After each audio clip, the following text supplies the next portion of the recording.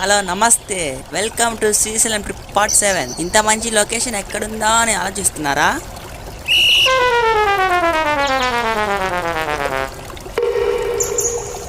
ప్రస్తుతం మేమున్నది శ్రీశైల శిఖరం పైన.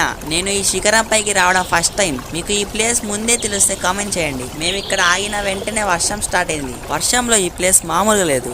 సునామీ వచ్చే ముందు సముద్రం ప్రశాంతంగా ఉండదంట. అదే పరిస్థితి ఇక్కడ ఎదురైంది. చుట్టూ అంతా మబ్బులు కమ్ముకొని మొత్తం చీకటి అయిపోయింది.